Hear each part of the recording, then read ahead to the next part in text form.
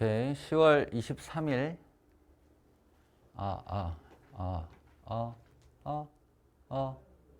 됐나온다. 10월 13일. 한나를 위한 영상 촬영을 시작하겠어요.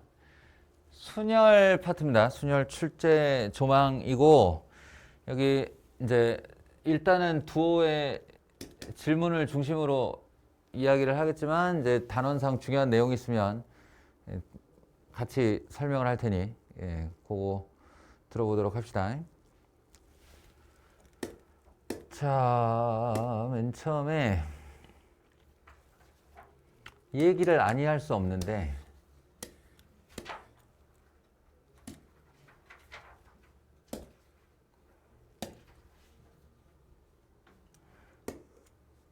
일단 좀 약간 그 총체적인 이야기를 해봅시다. 우리가 이게 수학하에 찔끔 있는 순열과 조합이란 파트가 있는데, 이 순열과 조합이라는 것이 전체 그 수학 단원이라는 큰 맵상에서 지도의 어느 위치를 차지하고 있는가, 이 이야기. 수학하는 누가 뭐래도 가장 메인의 줄기가 뭐냐라고 하면 함수예요. 이거보다 더 중요한 게 있을 수가 없어. 함수가 한가운데 떡하니 버티고 있고, 그 함수의 개념부터 분류부터 성질까지 해서 결국 사례인 유리함수, 무리함수까지 인 거야. 그것에 이제 뭔가 이거는 서론도 아니고 곁다리? 함수라는 분량 하나만 가지고 1학기를 하기는, 한 학기를 하기는 뭐하니까, 곁다리로 이제 집어넣는 것이 집합과 명제, 논리 파트죠. 논리 논증 파트고, 그 다음에 이것도 마찬가지인데, 여기 순열과 조합이 들어가 있는데, 얘는 이제 히스토리가 어떻게 되느냐. 우리가 인문계를 가게 되면 확률과 통계라는 책으로 수능을 치죠. 확률과 통계라는 책에 이제 선택 과목, 수능의 선택 과목이 되는데, 이 확률과 통계가 총 3개의 연결된 덩어리로 되어 있어요. 책 한 권이 이렇게. 뭐냐, 말 그대로 통계학이야. 통계학. 이 통계학을 가장 기초적인 부분 선에서 고등학생이 통계학을 할 수 있게 만들어 놓겠다는 거야. 지금은 수리통계학부 이래가지고 수학과하고 합쳐진 경우를 많이 보지만, 예전에는 아예 그냥 별도의 학문이었어요. 통계학과가 따로 있는 거지. 통계학 전공 교수님들도 따로 존재하고, 그들은 자기가 수학 교수다, 수학을 하고 있다, 이렇게 생각을 안 해요. 그랬었는데 요즘에 이제 합치는 분위기라 수리통계학부 이렇게 되어 있는 건, 어쨌든 별도의 전공 학문 중 하나다, 통계학이라는 건. 그럼 이제 막 이렇게 수많은 개체수들을 다루는 학문인데, 그 개체수의 도수에 해당하는 거, 도수. 우리가 뭐 이렇게 초등학교 때 한 반이나 뭐 한 30명, 40명 내지는 학교 뭐 500명, 600명 이 정도는 도수라는 게 개념이 의미가 있는데, 뭐에 해당하는 애가 몇 명이다, 키가 몇인 애가 몇 명이다, 이렇게 하는 게 의미가 있는데, 숫자가 만 단위가 넘어가게 되면 이게 도수가 몇만, 몇천, 몇백, 몇십, 몇이다, 이건 의미가 없는 거라고. 이게 도수로의, 그러니까 통계학적 자료로의 의미를 찾기가 어려운 거지. 그래서 이 통계학에서 대부분의 도수의 값들은 다 뭐가 되냐면 확률값이 돼요. 그래서 그 확률과 통계라는 책의 마지막 단원의 이름은 확률 분포라고, 도수 분포가 아니고 확률 분포라고. 중학교 때는 도수 분포로 배웠지. 고등학교 때는 확률 분포예요. 확률을 퍼뜨리는 거야. 그러다 보니 이 확률이 뭔지를 알아야 이걸 할 수 있겠지? 그래서 이것에 대한 선수 과목으로 확률의 단원이 있어요. 확률에는 3가지, 수학적 확률, 기하학적 확률, 통계적 확률 3가지가 있는데, 그 중에 90%에 해당하는 확률이 바로 수학적 확률이죠.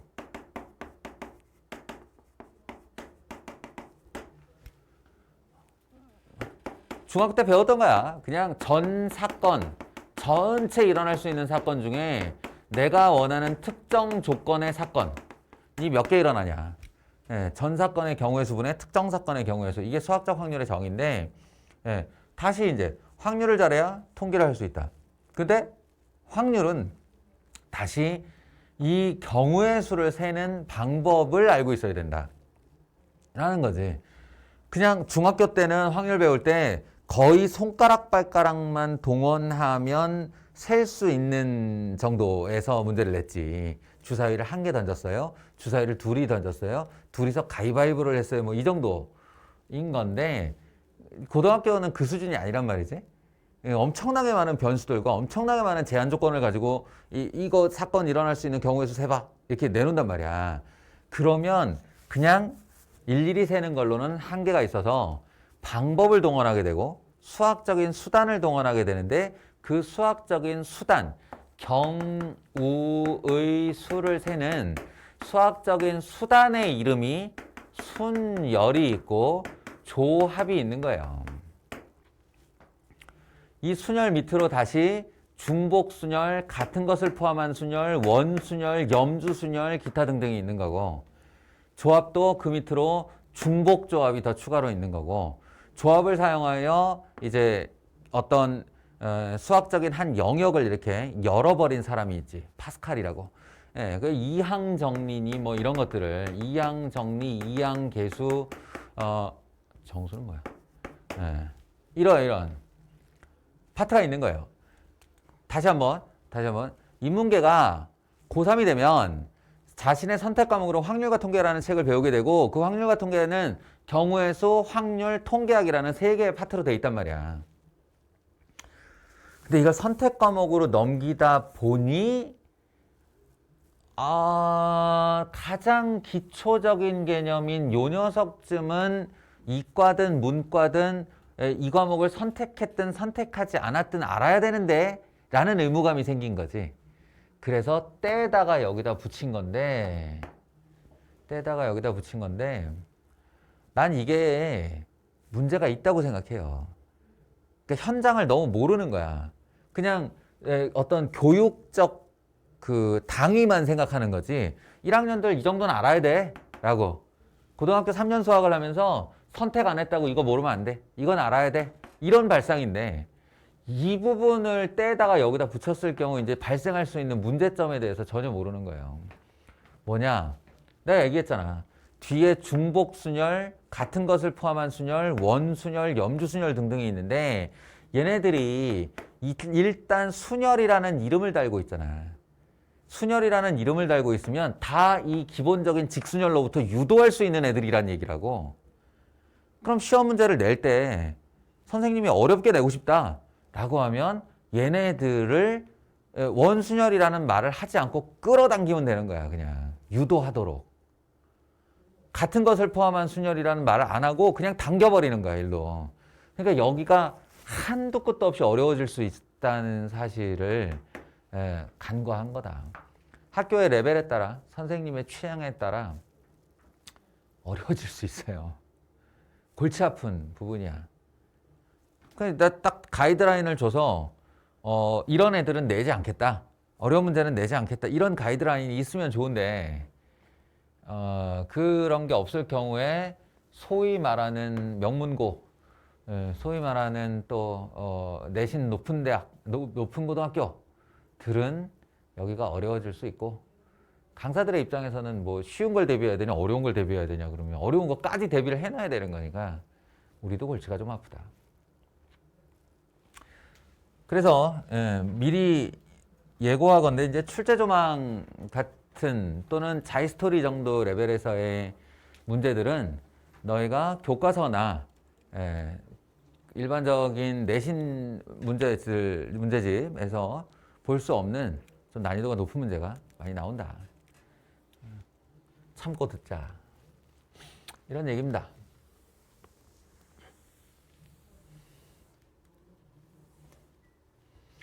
나보고 개인적으로 이 세 파트 중에 어느가 제일 어려워요? 라고 묻는다면 난 개인적으로 경우의 수가 가장 어려웠다. 고등학교 때도 어려웠고 지금도 살짝 쫄아 있다. 이 문제가 나오면 이렇게 자유롭지가 않아. 이렇게 능수능란하지가 않아. 여전히 골치 아픈데 그 골치 아픈 이유 중에 하나가 이제 고교생 입장에서 생각을 해보면 재료를 조금만 다르게 쓰면 같은 개념, 같은 문제인데 다른 문제로 보인다는 거예요, 얘가. 예, 그 접시에 사탕을 담을 수도 있고 우체통에 편지를 넣을 수도 있고 어항에 금붕어를 담을 수도 있어. 그 상황 이게처럼 정역과 공역에 뭔가를 대응시킬 수도 있어. 똑같은 말인데 다른 문제처럼 보인다. 예. 그래서 이 어떤 방법을 쓰냐면 우리가 환원이라는 방법을 쓰는데 환원 되돌려 놓는다는 얘기지. 되돌려 놓는다. 그러니까 너희가 좋아하는 어떤 상황을 하나 만들어. 그 다음에 이런 문제가 나왔어. 우체통에 편지를 문제가 나와서 근데 난 접시에 사탕을 좋아해. 그러면 여기서 우체통에 해당하는 개념이 뭔지 여기서 사탕에 해당하는 개념이 뭔지를 갖다 환원시키는 거예요. 환원시켜서 이쪽 문제로 푸는 거지. 어떤 상황이든 이걸 환원시켜서 푸는데 그 환원시키는 모델이 되는 대상 중에 아주 유명한 애가 함수 모델이라는 게 있다. 라는 거예요. 지금은 단순히 요 건의 1번 문제를 보면 이제 x1 not x2이면 fx1 not fx2이다. 이게 대우명제가 이거니까 한마디로 1대1 함수의 개수를 세라 라는 문제거든요. 문제고 정의역수가 작고 공역수가 작기 때문에 얘가 마이너스 1, 0, 1 하고 마이너스 1, 0, 1, 2 그냥 아주 상식선에서 이 문제를 풀어라 라고 하면 학생들 대부분이 어떻게 푸냐면 마이너스 1이 선택할 수 있는 경우의 수 1대1 함수니까 그래서 4 곱하기 그러니까 마이너스 1이 선택할 수 있는 경우의 수 그 다음에 그 중에 하나가 이렇게 선택이 됐다고 치자. 그러면 0의 선택은 마이너스 1의 선택을 받은 치역 하나를 제외한 하나, 둘, 셋 중에 하나 이렇게요. 그리고 이제 1의 선택은 그래서 0의 선택을 받은 애가 0이라고 치면 얘를 뺀 나머지 둘 중에 하나 이렇게 해서 이제 6, 4, 24라고 쉽게 답을 한다. 답도 맞았고 본인도 틀리지 않았고 오케이 그러고 넘어가 버릴 수가 생기는데 이걸 이렇게만 익히면 다른 함수의 모델들 다른 형태의 다른 제한 조건을 갖는 문제들에는 적용을 시킬 수가 없다. 그래서 너희에게 제안하건대 함수의 개수를 세는 문제는 정의역에서 공역으로 화살표가 움직여선 안 된다라는 거예요. 화살표가 움직여선 안 된다. 화살표는 오른쪽으로만 대응한다.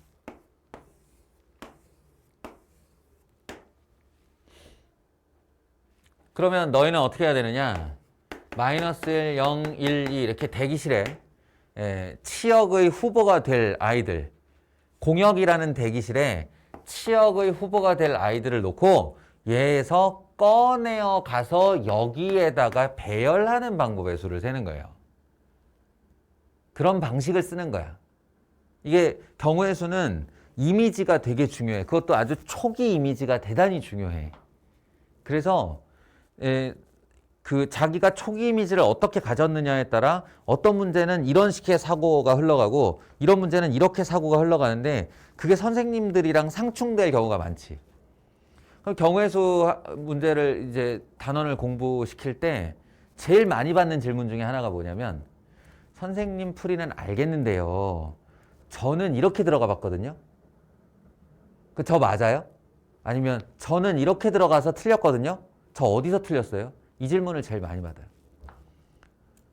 근데 그 질문에 답을 해주다 보면 물론 필요할 때는 너는 이런 오개념 때문에 이 문제가 틀린 거야 라고 대답을 해주는 것도 필요하기도 하겠지만 대다수의 경우 그 부분을 설명을 해주잖아. 그러면 기억이 그쪽으로 강화가 돼버려. 그래서 다음번에도 그게 나쁜 방법임에도 불구하고 사고가 그쪽으로 흘러가 버린단 말이야. 그 초반에 그 이미지 작업을 할 때 어떤 강사들이 제공하는 좋은 방법이 있으면 그걸 빨리빨리 받아들여야 돼. 그래서 마치 자기 거인 양 사고를 해야 나중에도 문제를 풀 때 그쪽으로 흘러가게 된다. 지금 함수 얘기를 하고 있는데 함수 모델로 경우의 수를 세는 경우 화살표가 움직이는 건 나쁜 방법이다. 그렇게 해서 풀린다 할지라도 화살표는 언제나 오른쪽으로 가서 자리에 대응을 하시고요.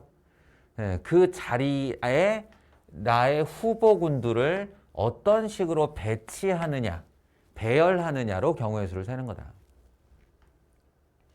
지금 같은 경우 마이너스 1, 0, 1, 2 중 1대1 함수니까 서로 다른 세 개를 꺼내요. 서로 다른 세 개를 꺼내요. 줄을 세워야 되는 거죠. 네. 화살표가 움직이는 게 아니고 여기 와서 숫자들이 줄을 선다고.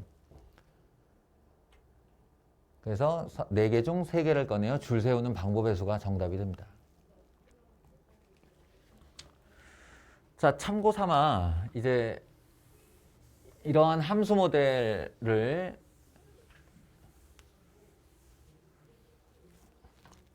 몇 가지 외워두는 방식을 알려줄게요. 먼저 세팅. 세팅은 정의역, 공역이 있을 때 n에 해당하는 애가 공역의 개수예요. 공역이 n의 개수예요. 공역의 개수가 n이에요. 그리고 정역의 개수가 r이에요. 이렇게 세팅을 해야 됩니다. 공역이 n개, 정역이 r개. 그래서 첫 번째 질문. 이런저런 조건 없이 함수가 만들어지려면 어떻게 해야 돼요? 함수는 몇 개 나와요? 이런 거. 정역이 r개이고 공역이 n개일 때 함수는 총 몇 개 나와요? 라고 하면 이게 이제 이런 거지. 여기서 r개에서 화살표를 다 보내. 그럼 여기 r개의 자리가 있겠지.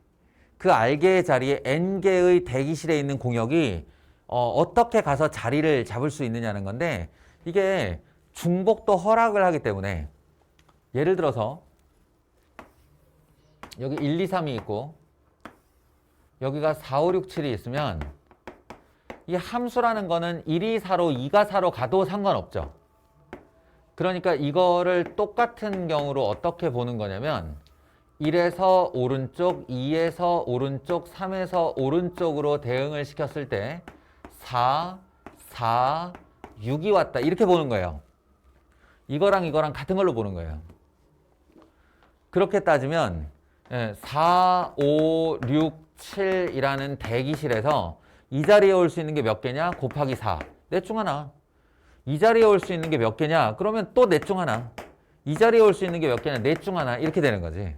그러니까 대기실에 있는 건이 정의역 개수만큼 거듭 제곱이 된다. 라는 겁니다. 그래서 결론은 n의 r승이 되고요. n의 r승. 이걸 이제 나중에 확률과 통계 때 배울 기호 표현을 하면 n 파이 r이라고 부르는 거예요. n 파이 r. 중복 순열입니다.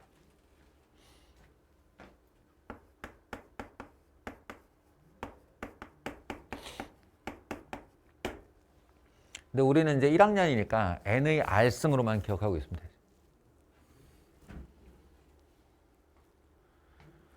그리고 두 번째 있을 수 있는 질문이 방금 같은 질문이야. 1대1 함수는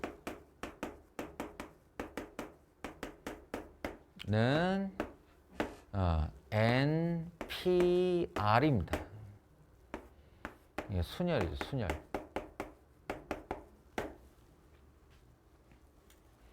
근데 1대1 함수라고 말로 안 해주고 이렇게 조건을 주는 경우가 많죠. i와 j가 다를 때 fi와 fj가 달라야 한다. 는 함수는 몇 개인가? 라고 하면 npr이라고 대답하면 돼요.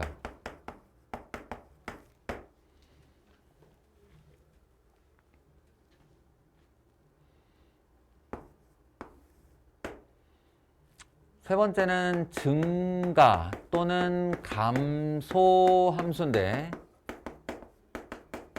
이건 역시 i, j이면 fi, fj이다. 이렇게 조건화해서 나타내기도 해요. 자, 이거에 대해 설명을 합시다.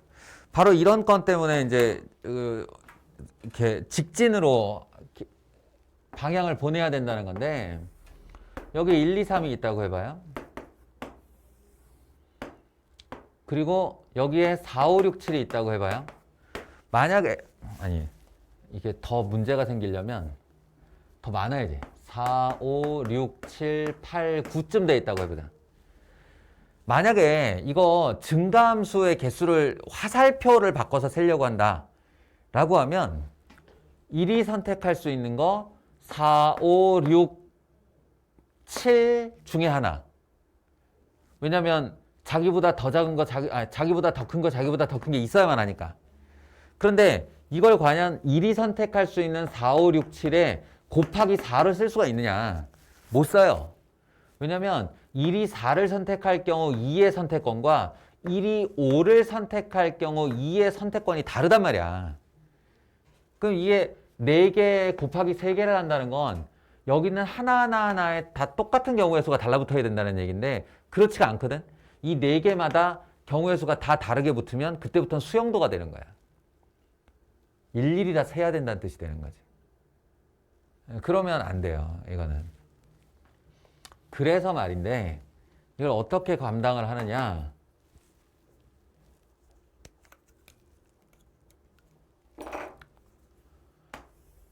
(1에서) 오른쪽으로 자리 하나, (2에서) 오른쪽으로 자리 하나, (3에서) 오른쪽으로 자리 하나를 쓰고 이게 크기가 이렇게 결정되어 있다고 보는 거예요. 1보다 2가 크고 2보다 3이 크듯이 이 자리보다 이 자리가 크고 이 자리보다 이 자리가 커야 한다라는 결과, 증가함수의 결과를 두고 나는 여기 있는 4, 5, 6, 7, 8, 9라는 대기실에서 세 아이를 하나, 둘, 셋, 넷, 다섯, 여섯 6개 중 세 아이를 꺼내기만 하는 거지. 꺼내면 예를 들어 5, 6, 8이 나왔다. 5, 6, 8. 5, 6, 8이 꺼내졌다. 그러면 걔네들은 이미 크기 순서가 있는 거잖아. 그러니까 제일 작은 게 여기에, 중간 게 여기에, 제일 큰 게 여기에 그냥 배치가 되면 되는 거지. 줄서기가 없는 거야. 뽑는 순간 이미 순서가 결정돼 있는 거야. 그래서 뽑기만 하는 방법의 수가 바로 결정된 함수의 개수이다. 라고 하여 이 증가함수 또는 감소함수의 경우의 수가 바로 조합이에요. 조합.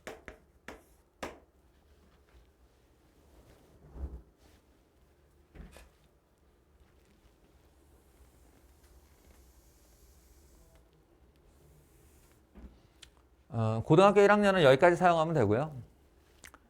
이제 고3 때를 대비하여 그냥 필기로 남겨놔라 라고 하는 참고사항이 있는데 얘는 무슨 함수인지 이름도 없어요. 사실은 그냥 조건으로만 나와. J이면 Fi 이렇게 하고 등호 하나 넣고 FJ 이렇게. 증가함수에서 등호 하나 더 붙은 거야. 이 경우는 NHR이라고 해서요. NHR 중복 조합이라고 부릅니다. 중복 조합. 이거 이제 확률 같은 게 가서나 하게 되는 거겠지. 이 정도. 요걸 이제 기본 베이스로 해서 이제 조건이 들어가는 함수들을 센다라고 생각하고, 그다음에 얘네들이 단단하게 돼 있는 상태에서 이제 어떤 문제가 나오면 정의역에 어떤 원소들을, 공역에 어떤 원소들을 넣고 함수 모델로 풀어버리는 거야, 그냥.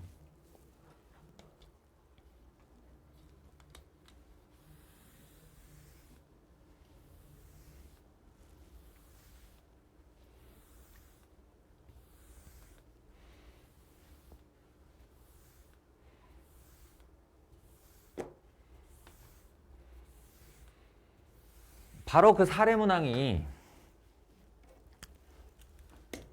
2번인데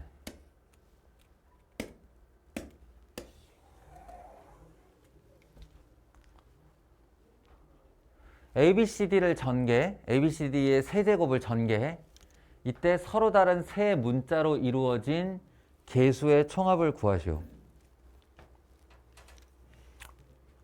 여러 가지 방법이 있다니까요, 이거.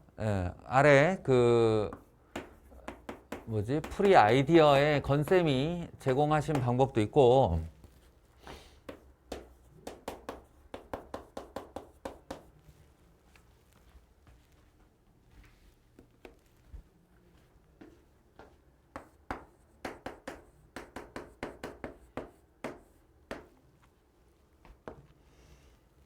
근데 이제 지금부터 내가 쓸 방법은 뭐냐면, 내가 왜 색깔로 구분했느냐?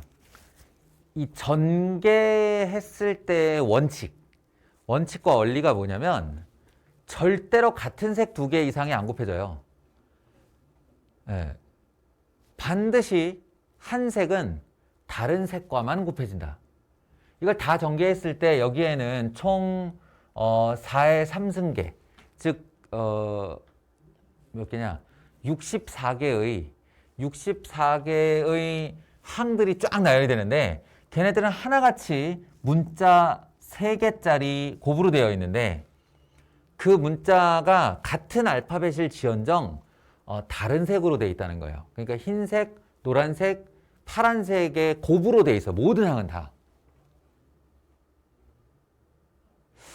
거기서 원리를 착안을 해보면 결국 서로 다른 세 문자로 되어 있다라는 것을 어떻게 생각할 수 있냐면 여기서 1번에서 한 문자가 선택되었다 치자. 1번에서 A나 B나 C나 D 중 한 문자가 선택되었다 치자. 그러면 2번에서 한 문자가 선택될 때 1번에서 선택된 문자 빼고 나머지가 선택되는 거다. 이런 식으로 생각할 수 있다는 거지. 근데 3번에서 어떤 문자가 선택되어 쟤네랑 곱해진다면 그때는 흰색, 노란색에서 선택한 경우 빼고 파란색에서 하나 선택하면 된다. 라는 이거를 정의역 1, 2, 3 공역하고 이렇게 한 다음에 여기 나온 문자를 곱하기 하면 얘가 되는 거잖아. 그럴 때 이 대기실에는 A와 B와 C와 D가 있는 거죠. 여기서 4, P, 3이면 된다. 이런 거야. A, B, C, D 4개의 문자 중 3개를 뽑아 저 윗줄에다가 줄 세우기 시키면 서로 다른 세 문자로 이루어진 항의 총 개수가 나오게 되고 이 개수라는 게 어차피 동류항의 개수거든.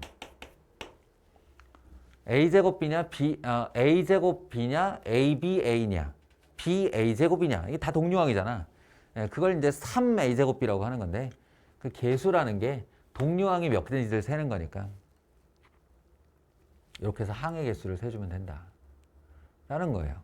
이게 이제 이런 전개의 문제를 함수 모델로 환원시켜서 푸는 거지. 이런 사례다. 더 깊이 들어가면 할 얘기가 많지만 1학년이니까 간단하게 일단 요 개념만 잡아 놓도록 할게요.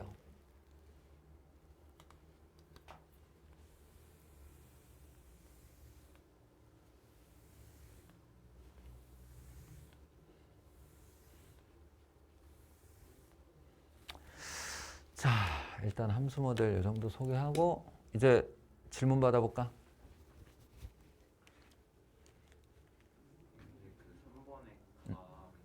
그러니까 이게 문제가 뭐냐면 이 문제 있잖아. 이 문제는 여기서 유명한 문제가 아니고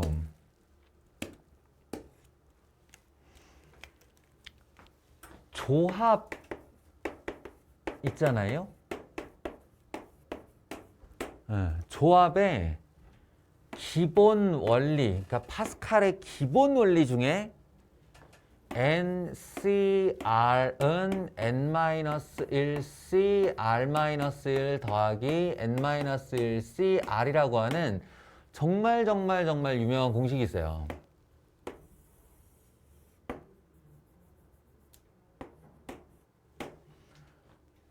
순서 바뀐 거예요, 지금. 순열이라고 해서 순열의 개념을 먼저 배우는 게 아니라 순열 조합까지 다 갔다가 조합에서 이런 원리를 배우고 이런 원리가 만약 순열에 적용되면 어떻게 되느냐 라고 순서가 바뀌었어야 된다는 거지.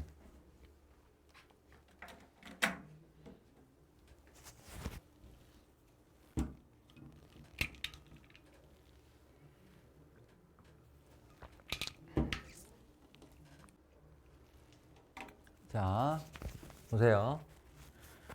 이거는 그냥 외우려고 들면 N-1, R-1, N, 헷갈려 막 이렇게 되는데 반드시 스토리로 외우는 거예요. 그리고 스토리로 외우면 진짜 쉬워. 네, 진짜 쉬워. 여기 이렇게 어떤 반에 나를 포함하여 내 친구 하나, 둘, 셋, 넷, 그냥 다섯 명만 해보자. 나를 포함해서 내 친구 5명이 한 방에 있다고 치자. 근데, 야, 나와서 사진 찍자. 이게 3명씩 묶어서 사진 찍자. 이랬다고 쳐봐. 그럼 다 내 친구들이니까 다 전부 다 같이 찍었으면 좋겠어. 근데 3명씩 나와서 찍으래. 라고 하면, 여기에는 5C3장의 사진이 있을 수 있을 거예요. 네? 5C3장의 사진. 그러니까 한마디로 10장의 사진이 찍힐 거야. 3명 나와 찰칵, 3명 나와 찰칵, 3명 나와 찰칵 이렇게 찍을 테니까. 그럼 여기 이제 사진 10장이 나한테 이렇게 주어졌어. 그러면 나는 틀림없이 이럴 거야. 이 10장의 사진을 딱 받아들자마자 슥슥 해서 4장을 버릴 거라고. 너 같으면 그 10장을 빼들고 어떻게 분류할 건데? 너무 당연한 분류야, 사실은. 네가 있는 거랑 없는 거. 그럴 거 아니야. 그러니까 이 10장의 사진은 내가 있는 6장과 내가 없는 4장으로 분류가 돼요. 네. 나라는 애가 들어간 사진만 난 가져가겠지. 내 없는 거 무슨 의미가 있어. 그 얘기를 하는 거야. 어떤 집단을 그러니까 뽑아내면 집단에서 N개 중 R개를 뽑아내면 그건 특정 기준을 대상으로 그게 들어있는 경우와 안 들어있는 경우로 나뉜다는 거지. 그리고 둘 합치면 전체일 수밖에 없다는 거야. 그러면 내가 꼭 들어있는 경우, 잘 생각해보면 내가 꼭 들어있는 경우라는 건 나를 빼고 나머지 4명 중에 2명만 뽑는 거지. 2명만 나와. 나 빼고 둘만 나와. 그런 다음에 사진 찍을 때 내가 이렇게 딱 들어가는 거잖아. 들어가서 찰칵하면 내가 꼭 들어있는 사진이 되는 거지. 그래서 6장이에요, 사시. 더하기 4. 나를 빼. 그러니까 내가 없는 사진은 뭐냐면 내가 딱 빠졌어. 그러니까 4명이 남았잖아. 4명 중 3명이 나와서 사진을 찍는 거야, 그냥. 이렇게. 그럼 그건 내가 없는 사진이 되겠지. 그런 게 4장이라는 거예요. 그걸 N개와 R개로 일반화 시켜보면 이런 스토리가 되는 거야. N명 중 R명을 뽑아서 사진을 찍는데 나를 제외한 R-1명을 뽑아놓고 내가 들어가는 경우와 나를 제외한 N-1명 중 R명이 그냥 사진을 찍어버리는 경우라고. 여기까지 일단 이해가 되죠. 되게 단순한 논리고 이해하기 어렵지 않아. 응? 그러면 이제 이걸 바탕으로 이 얘기를 바탕으로 그럼 이런 스토리가 순열에는 없을까라는 의심을 해보는 거야. 순열에는 없을까? 있을 수 있지. 예를 들어 상을 주기로 했어. 상. 문상 한 장, 두 장, 세 장 이렇게 상을 주기로 했어. 그래가지고 N명 중 5명 중 3명을 뽑아 문상을 한 장, 두 장, 세 장 나오는 순서대로 주기로 했어. 그렇다고 쳐봐.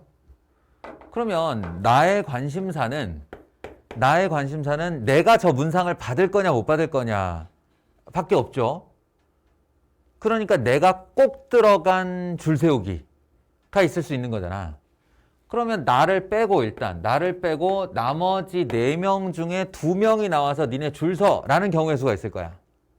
4명 중 2명이 나와서 줄 서. 그러면 여기에 두오 한나 두오 이렇게 2명이 뽑혀 나온 2명이 서로 자리 바꾸는 경우가 있겠지. 그럼 여기 내가 꼭 들어가는 거야. 거기에. 근데 아까 사진을 찍을 때는 어디에서도 상관없이 찰칵이었지만 지금은 이제 문상 한 장, 두 장, 세 장이 걸려 있잖아. 그러니까 내가 들어갈 때 거기에 두오 한나의 앞에 설 거냐, 두오 한나 사이에 설 거냐, 한나의 뒤에 설 거냐. 알겠어? 앞에 설 거냐, 중간에 설 거냐, 맨 뒤에 설 거냐의 순서가 결정된단 말이야. 그러면 이걸 일반화시키면 나를 제외한 애들 중 R-1명을 뽑아 줄 세우기까지는 했는데 이제 내가 들어가야 되잖아. 내가 들어갈 때 그 들어가는 경우의 수가 무조건 3이었냐? 이거 왜 3이었냐? 를 생각해 보면 미리 줄 서 있던 애들이 2명이었기 때문이야. 미리 줄 서 있던 애들이 2명이니까 간격이 3칸이 난 거지. 맨 앞, 맨 뒤를 포함하여 사이사이. 그럼 미리 서 있던 아이들이 R-1명이라고 하면 내가 들어갈 때 몇 가지 경우의 수가 생길까? R가지의 경우가 생기겠죠. 맨 앞과 맨 뒤를 포함하여 사이사이. 이렇게. 요게 가에 들어갈 말이라는 거야.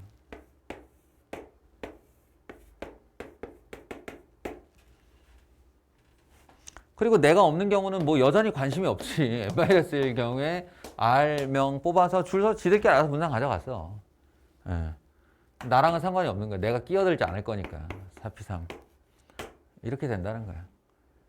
이건 유명한 식이냐? 아니에요. 그닥 유명하지 않은 식이에요. 이거는. 이게 유명한 식이지. 그래서 이게 문제가 될 수 있는 거야. 이걸 문제로 내진 않아. 워낙 유명해서.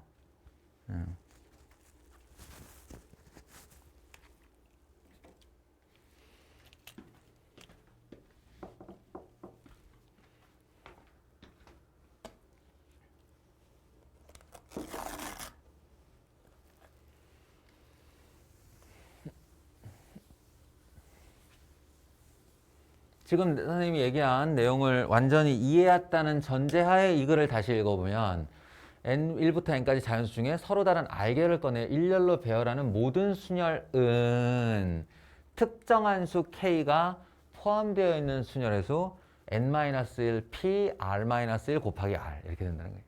K. K가 들어있지 않은 경우 N-1 P R 이렇게 된다는 거예요. 또?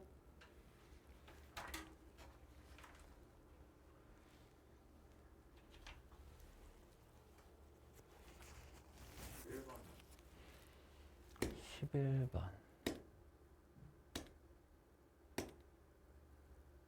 아, 그렇지.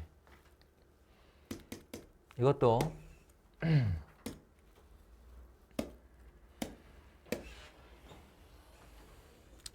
문제가 아주 어려워질 경우를 대비한 약간은 오바스러운 문제라고 할 수 있는데 이제 우리 단원에 들어가 있지 않은 같은 문자를 같은 것을 포함한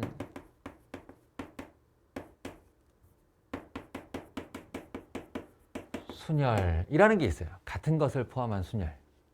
줄을 세우는데 지금처럼 서로 다른 5명, 서로 다른 5개의 숫자, 서로 다른 6개의 알파벳 이런 게 아니라 AA, BBC 이런 식. AAA, BBC 얘네들이 줄 서는 게 몇 가지인가. A끼리는 구분이 되지 않는다. 뭐 이런 거야. 이 같은 것을 포함한 순열의 문제 유형 중에 아주 유명한 문제 유형 하나를 알고 있어야 돼요. 그 문제 유형이 뭐냐면 A, A, B, B, C, C 이렇게 같은 것을 둘 가지고 있는 문자열에 리 같은 알파벳끼리 이웃하지 않는 줄 서기의 방법의 수라는 문제 유형이에요. 이거는 같은 것을 포함한 순열을 열심히 배운 친구들도 잘 못 푸는 거야, 원래. 왜냐면 이게 세 쌍이 나오는 경우는 이웃하지 않게가 처리가 어렵거든. 우리는 잘 생각해 보면 중학교 3학년 때 했던 이웃하게와 이웃하지 않게는 항상 두 종류였어. 항상 두 종류. 여자끼리 이웃하지 않게. 라던가 자동차와 자전거가 서는데 자전거끼리는 이웃하지 않게. 종류가 두 개여야만 그 반대 방향을 먼저 세운 다음에 사이사이에다 세울 거거든. 근데 지금 종류가 3개잖아. 이런 유형은 많지 않아요. 그래서 이 유형을 먼저 익혀야 된다. 어떻게 하느냐?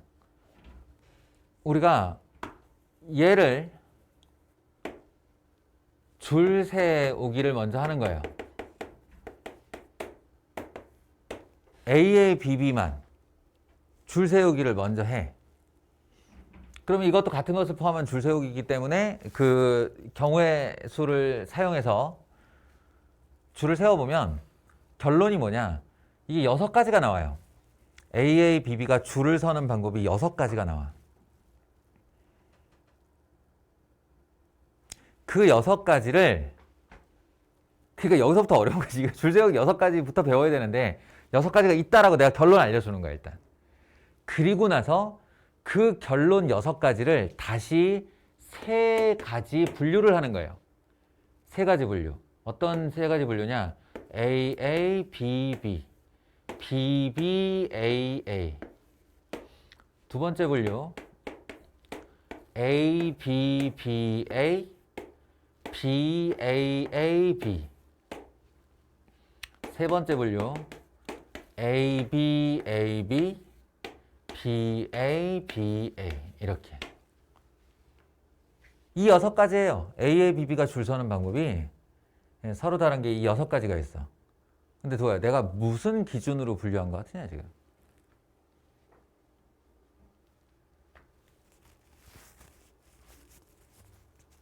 이 세 분류가.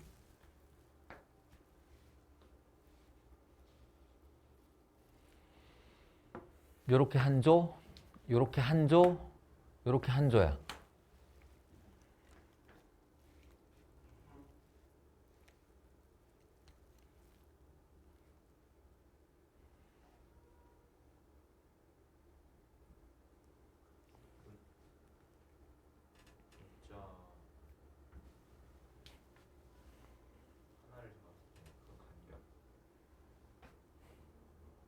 그렇지, 비슷한 얘기야. 이웃한 알파벳의 개수로 분류한 거예요. 이건 이웃한 알파벳이 2개. 다. 이거는 이웃한 알파벳이 1개. 여긴 이웃한 알파벳이 0개. 없는 경우. 왜 이렇게 분류를 했느냐는 건데, 이제 C가 개입을 할 거잖아요. C가 들어가서 줄을 서는데 같은 알파벳끼리 이웃하지 않으라고 했다고 해서 A, B끼리도 이웃하면 안 되느냐? 그거 아니라는 거야.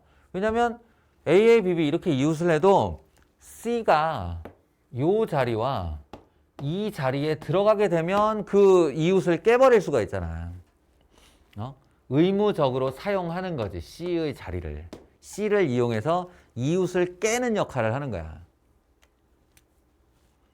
그러면 이 경우는 C가 그냥 의무적으로 여기를 들어가게 돼서 이 두 가지의 경우의 수에 해당하는 게 한 가지밖에 없어요.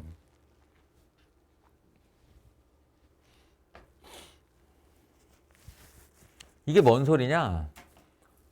자, 이 두 가지에 이 경우에는 이제 이웃한 문자가 AA 또는 BB 한 쌍밖에 없기 때문에 C가 여기 하나를 의무적으로 들어갔다고 하더라도 하나가 남는 거야. 거기서부터 이제 경우의 수가 생기는 거지. 그럼 남은 C가 어디를 들어갈 수 있느냐? 여기, 여기, 여기, 여기에 끼겨 들어갈 수 있다. 그걸 다 다른 줄서기로 보는 거지.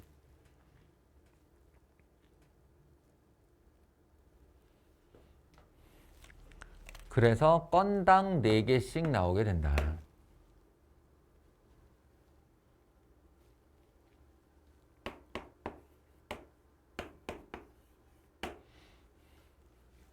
그럼 얘 같은 경우는 어때? 이미 A, B가 갈라져 있어서 C가 지들끼리만 이웃하지 않으면 얘네들은 그냥 사이사이에 들어가 주기만 하면 되는 거지. 그러니까 두 건에 대하여 5개의 자리에서 두 자리를 골라 들어가는 방법을 쓰면 돼요.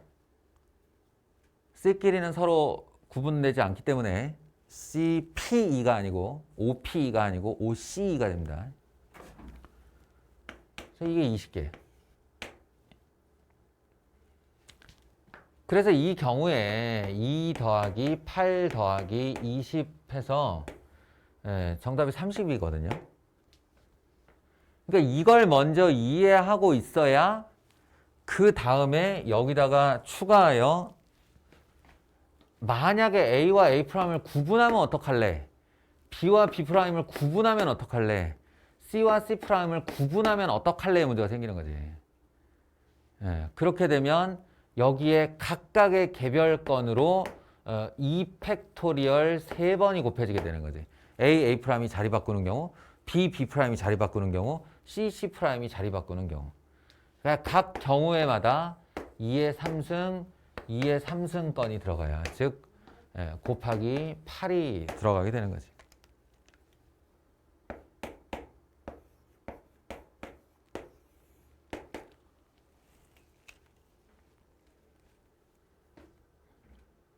그래서 정답이 240건이다.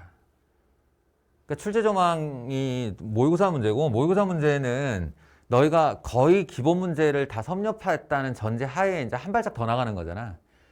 그러다 보니 이런 기본을 먼저 익히는 수순이 필요하고 그 다음에 봐야 된다.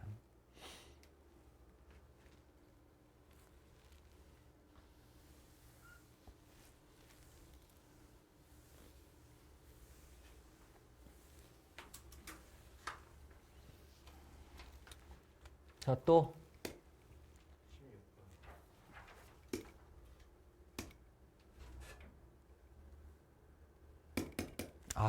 이건 정말 골치 아픈 이야기인데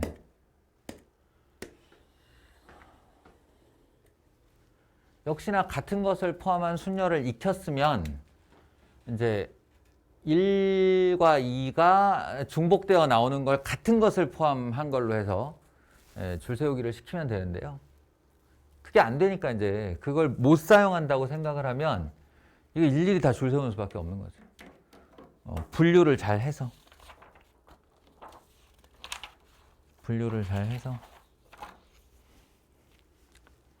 자, 이렇게 분류를 해봅시다. 5자리 수가 있는데 여기에 1과 2만 사용하여 5자리 수를 만든다면 1과 2만 사용하여 5자리 수를 만든다면 하나, 둘, 셋, 넷, 5자리에 곱하기 2, 곱하기 2, 곱하기 2, 곱하기 2, 곱하기 2 이렇게 할 거예요. 1 또는 2, 1 또는 2, 1 또는 2 이렇게 들어올 테니까. 그렇게 한 게 32개. 가장 행복하지. 자, 두 번째 분류. 1, 2, 4개에다가 플러스 3, 4, 5 중 하나. 3, 4, 5 중 하나. 그러면 일단은 수의 조합을 먼저 만들어야 되는데 그 수의 조합이라는 게 줄 세우기는 차치하고 일단 하트가 될 수 있는 것이 3, 4, 5 중 하나니까 셋 중 하나겠죠. 3, 4, 5 중 하나. 그 다음에 어떻게 하냐면 하나, 둘, 셋, 넷. 네 자리에 1 또는 2, 1 또는 2, 1 또는 2, 1 또는 2를 세우는 거예요. 1, 2, 1, 2, 1, 2, 1, 2 이렇게 해서. 그럼 이게 16건의 줄서기가 생기겠지. 그럼 16건의 줄서기에다가 그 사이사이에 여기에 대해서 하트를 집어넣으면 되잖아. 하트가 어딘가에 이렇게 들어가면 되는 거죠. 그게 5건. 그러니까 먼저 3 곱하기 이거 뽑는 거. 그 다음에 16건의 1, 2의 줄서기. 그리고 거기에 하트 5개. 이렇게.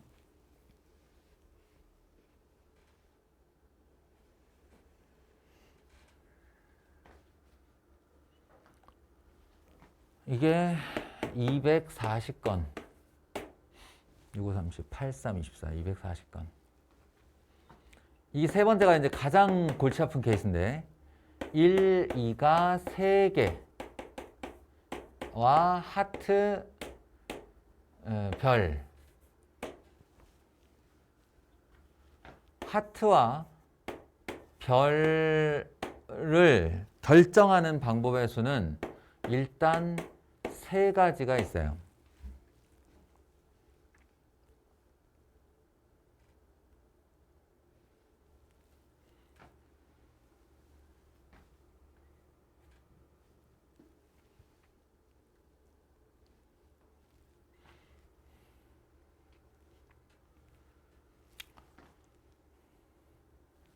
그 다음에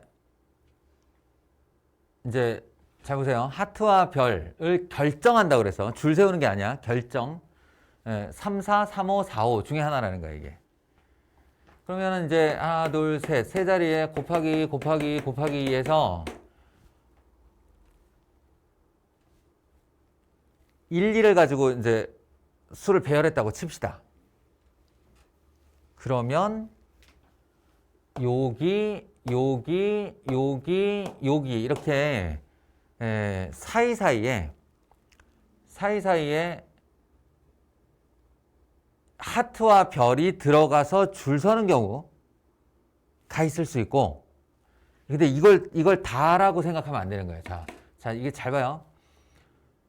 3 곱하기 이거 하트별 결정. 그 다음에 1, 2 줄서기 8인데 여기를 다시 갈라야 되는 게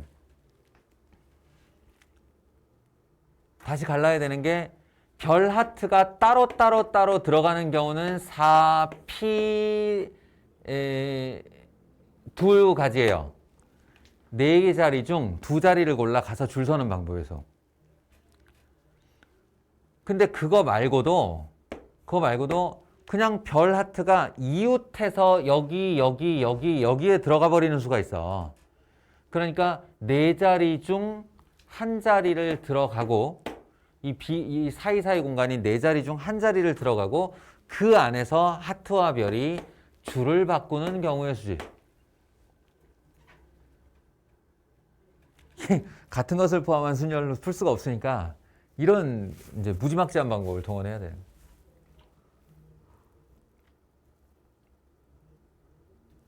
(12) 8 이게 합쳐서 20 83, 24 480까지.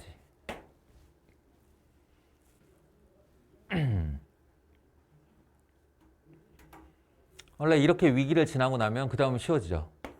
이제 뭐야? 1, 2가 2개. 1, 2가 2개인데 잘 생각해 보면 1, 2가 2개야? 그 말은 나머지가 세 숫자가 들어가야 된다는 얘기인데 세 숫자가 3, 4, 5야. 예. 그 말인즉슨 결국 1, 2, 3, 4, 5인데 예. 1, 2, 3, 4, 5인데 이게 1과 2가 이제 바꿀 때 1, 1 또는 2, 2 자리로 바뀔 수 있다. 뭐 이 정도인 거잖아요. 그러니까 그냥 5팩토리얼 하나, 둘, 셋, 넷, 다섯 5팩토리얼이라 치고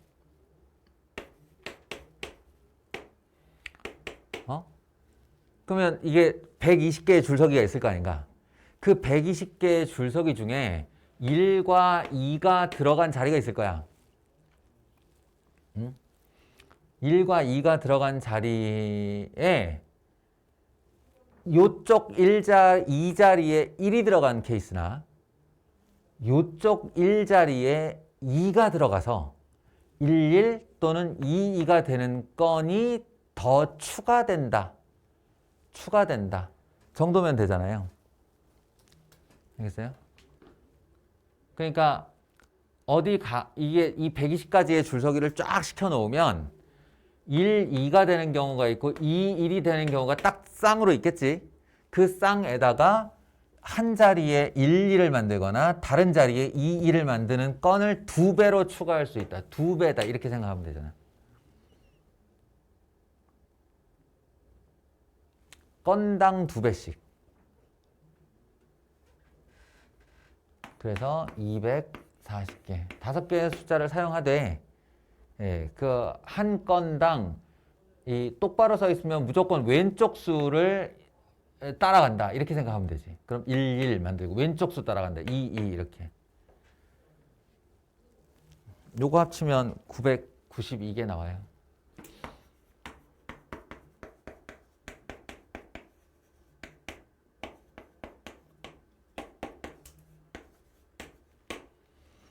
같은 것을 포함한 수녀를 배우게 되면 많이 엄청나게 간단해지는 건 아닌데 그래도 지금보다는 좀 더 압축된 계산식이 나올 수 있다. 정도? 이쯤 할까요? 이쯤 할까? 더 있나?